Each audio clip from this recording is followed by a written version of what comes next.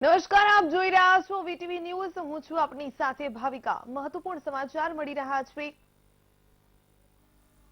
રાજ્યમાં યુરિયા ખાતરની ભારે તંગી। શિયાળુ પાકના વાવેતર વખતે જ યુરિયા ખાતરની તંગી હોવાનું સામે આવી રહ્યું છે।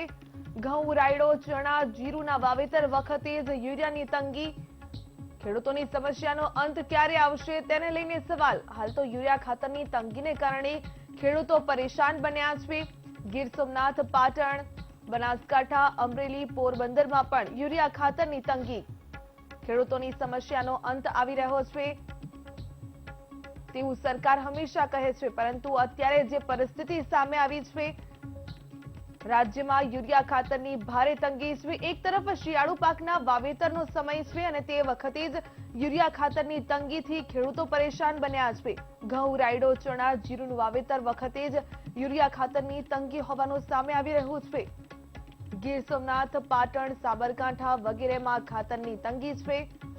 બનાસકાંઠા, અમરેલી, પોરબંદરમાં યુરિયા ખાતરની ભારે તંગી। જરૂરિયાત વખતે જ ખાતરની તંગી સર્જાતા ખેડૂતો હાલ તો મુશ્કેલીમાં મુકાઈ ગયા છે। સંવાદદાતા હર્ષદ પંચોલી ફોનલાઈન પર જોડાઈ ગયા છે। હર્ષદ, શિયાળુ પાકના વાવેતરનો સમય અને બીજી તરફ યુરિયા ખાતરની તંગી, ખેડૂતો કેટલા પરેશાન બન્યા છે? ભાવિકા, જે આ ખેડૂતો જે ખાતરો લેવા માટે જે રાધનપુરના માર્કેટયાર્ડ ખાતે લાંબી લાઈનો લગાવીને ઉભા છે, લગભગ 2 કલાક સુધી તેઓને રાહ જોવી પડી રહી છે। તેઓ યુરિયા ખાતર લેવા માટે લાઈનમાં ઉભા રહ્યા છે અને તેઓનું કહેવું છે કે 10 થેલીની સામે અમને ફક્ત 3 થેલી મળી રહી છે।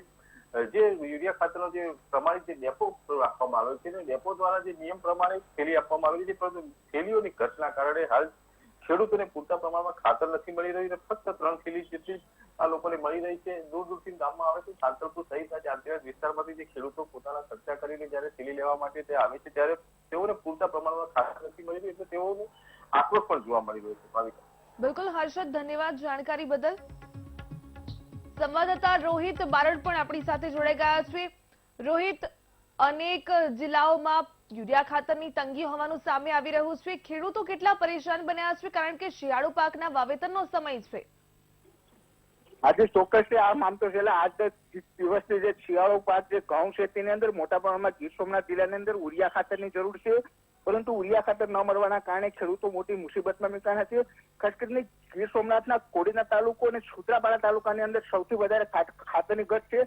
ખાસ કરીને ખેડૂતો તાલુકા બહારથી ખાતરો લાવવા માટે મજબૂર બન્યા છે, પરંતુ હજી સુધી યુરિયા ખાતર છે છેલ્લા 6-7 દિવસથી ખેડૂતો રાહ જોઈને બેઠા છે, પરંતુ ડેપો ઉપર ખાતર નથી આવી રહ્યું છે।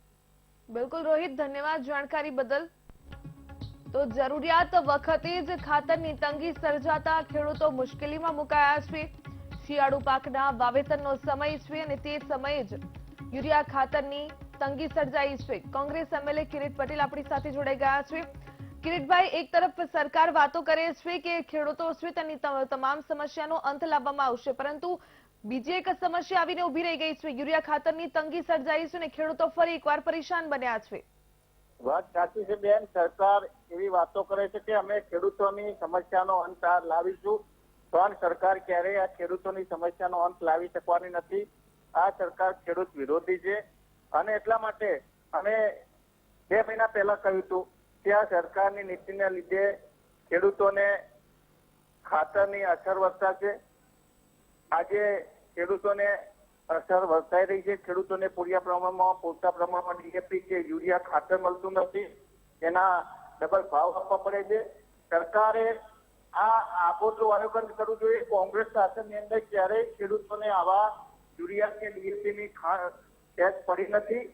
સરકારે આજે ખેડૂતોને આપવાને બદલે ઉદ્યોગપતિઓને આપી દે છે, એના માટે આ બધું થઈ રહ્યું છે।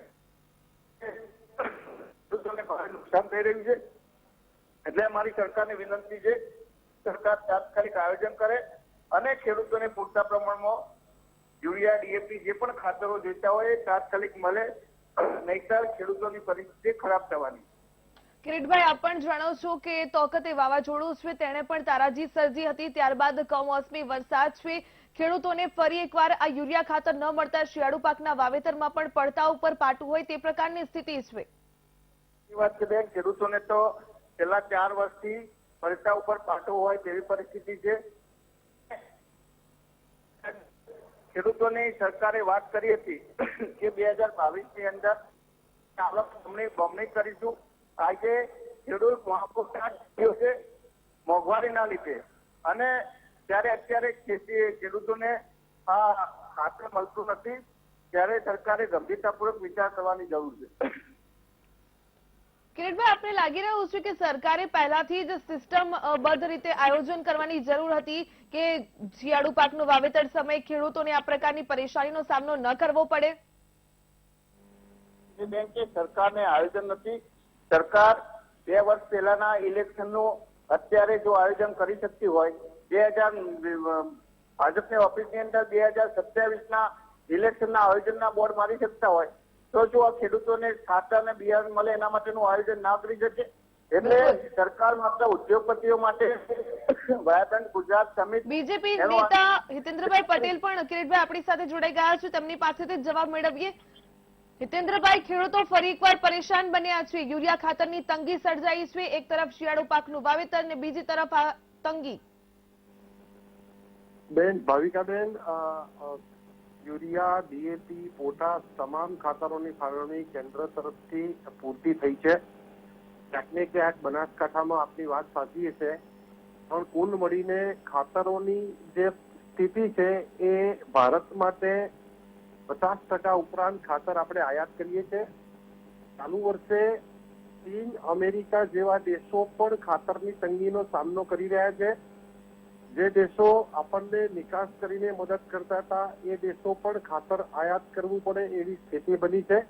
એટલે આખી આંતરરાષ્ટ્રીય ક્રાઇસિસમાં ભારતે તો ખૂબ સારું આયોજન કરી અને મોટા ભાગે દેશના તમામ રાજ્યોમાં અને ખાસ કરીને ગુજરાતમાં ખાતરોનો પૂરતો જથ્થો મળે એવો પ્રયાસ કર્યો છે.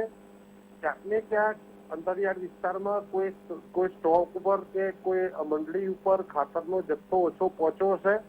આપના માધ્યમથી જે જાણવા મળ્યું છે, જે તે વિસ્તારના ખેતીવાડી અધિકારી અને વગેરેનો સંપર્ક કરીને નિયમિત રીતે પુરવઠો થાય એવો પ્રયાસ કરવામાં આવશે.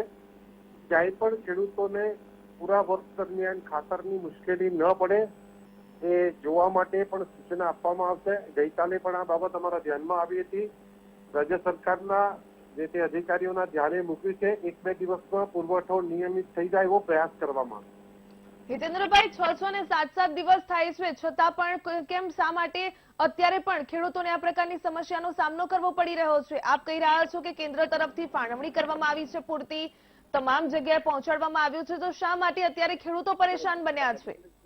ભાવિકાબેન, આપણે અગાઉ પણ આના માટે ખૂબ લાંબી ડિબેટો કરી છે અને આ આંતરરાષ્ટ્રીય ક્રાઇસિસ છે. આપણે તો સદનસીબ છે યુરિયામાં તો આપણે સારું લિક્વિડ ફર્ટિલાઇઝરનો ઉપયોગ કરી શક્યા છીએ, આપણને વાંધો નથી આવતો. પણ ફોસ્ફેટિક ખાતરોમાં, પોટાશ ખાતરોમાં તો આપણે લગભગ આયાત ઉપર નિર્ભર છીએ. કિરીટભાઈ, આપ શું કહેવા માંગશો? હિતેન્દ્રભાઈ જે પ્રમાણે વાત કરે છે કે 2 દિવસમાં વ્યવસ્થા થઈ ગઈ છે, તો શું હિતેન્દ્રભાઈ તમે 2 દિવસમાં વ્યવસ્થા તમને ખબર નહોતી? તમને ને સરકારને ખબર નથી કે ખેડૂતોને આ સમયમાં ખાતર બિયારણની બહુ જરૂર પડે છે? તો જ્યારે ખેડૂતનો પાક સુકાઈ જાય અથવા એ ખાતર વિના એને નુકસાન થાય, પછી ખાતર આપવાથી શું ફાયદો થવાનો છે? હિતેન્દ્રભાઈ, પાણી વગર પાક સુકાઈ જાય, ખાતર વગર પાક સુકાઈ નહીં જાય. આ થોડું ઓછું પાકને નુકસાન થાય. જયારે જરૂર ત્યારે તમે ખાતર ના આપો, તમને ભૂખ લાગે અને તમને ખાવાનું ના મળે, પછી અઠવાડિયા પછી ખાવાનું આપો, શું થાય ચંદ્રભાઈ? જયારે જરૂર હોય ત્યારે ખાતર મળવું જોઈએ. નહીં, સમગ્ર ગુજરાતમાં ખાતરની આવા પ્રકારની તંગીના ક્યાંય સમાચાર નથી. હિતેન્દ્રભાઈ, અમારા રિપોર્ટર છે દરેક જગ્યાએ ગયા છે. 6-7 દિવસ થઈ ગયા છે. ખેડૂતોને આ પરેશાની છે. બનાસકાંઠા નહીં, પોરબંદરમાં પણ છે, ગીર સોમનાથમાં પણ છે. નહીં, આપના માધ્યમથી જ્યાં જ્યાં અમારા ધ્યાનમાં આવ્યું છે ત્યાં પછી સરકારમાં પણ તકેદારી માટે વાત કરે અને જ્યાં જ્યાં આવી મુશ્કેલી છે ત્યાં બીજા કેન્દ્રો ઉપરથી ખાતરનો જથ્થો પહોંચે એવો પ્રયાસ કરવામાં આવશે. મેં અગાઉ પણ કીધું કે આ આંતરરાષ્ટ્રીય બજારમાં આપ જોઈ શકો છો ગૂગલ કરીને કે જે દેશો આખા વિશ્વને ખાતર પૂરું પાડનારા છે એ દેશો પણ આજે ખાતરની તંગી અનુભવી રહ્યા છે અને આયાત માટેની પરિસ્થિતિમાં છે. એટલે માત્ર ગુજરાત કે માત્ર ભારત દેશમાં નહીં, સમગ્ર વિશ્વમાં આ પ્રકારની સ્થિતિ બની છે.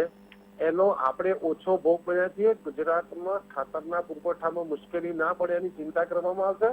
ખેડૂતો માટે પૂરી સંવેદના છે અને આપણા સદનસીબે માન્ય મનસુખભાઈ માંડવીયા આપણા ખાતર મંત્રી છે અને એમણે પોર્ટલ પર આંકડા આપ્યા છે કે ગુજરાત સરકારના પાછલા વર્ષના જે ઉપયોગ છે, જે જરૂરિયાત છે, એની સરખામણીમાં લગભગ જરૂરી તમામ જથ્થો ફાળવી અને પહોંચતો કરવામાં આવ્યો છે. દિવાળીના સમયમાં જે મજૂરોની અછત રહી, 7-8 દિવસ યાર્ડ બંધ રહ્યા, એ દરમિયાનમાં સપ્લાયની ચેઇન થોડી ધીમી હતી. હવે રેગ્યુલર થઈ ગઈ છે. જ્યાં જ્યાં નથી પહોંચ્યું ત્યાં પહોંચાડવાનો પ્રયાસ કરશું, પ્રામાણિક પ્રયાસ કરશું. કિરીટભાઈ, શું કહેશો?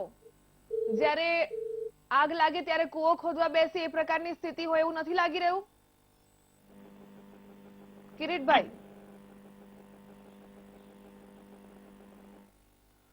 હિતેન્દ્રભાઈ, રાજ્યમાં આપ કહી રહ્યા છો કે તમામ ડેપો છે ત્યાં પહોંચાડવાની જવાબદારી છે, સુચારું આયોજન કરવામાં આવ્યું છે, પરંતુ આપણે નથી લાગી રહ્યું કે અત્યારે શિયાળુ પાકનું વાવેતર હોય તો આપ કહી રહ્યા છો કે હવે 1-2 દિવસમાં તમામ ખેડૂતો છે તેમની સમસ્યાનું સોલ્યુશન આવે તે પ્રકારના પ્રયાસો કરીશું, પરંતુ અત્યારે તો જે પ્રકારની સ્થિતિ છે કેમ, શા માટે સર્જાઈ? પહેલા જ આયોજન કરવામાં આવી શકતું હતું. આ બંને નેતાઓ અમારી સાથે જોડાયા તે બદલ આપનો ધન્યવાદ.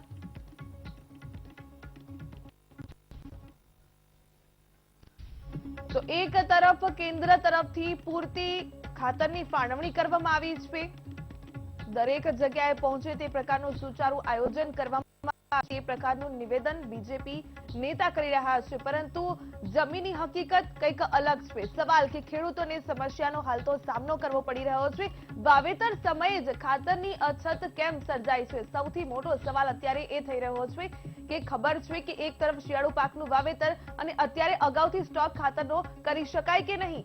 શા માટે અત્યારે ખેડૂતો પરેશાન બની રહ્યા છે? ખેડૂતોને અવારનવાર આ પ્રકારની મુશ્કેલી થતી હોય છે. આ ખાતરની જે તંગી છે, જે ઘટ છે, તેની મુશ્કેલીમાંથી સમાધાન ક્યારે મળશે? તેમની સમસ્યાનો અંત ક્યારે આવશે?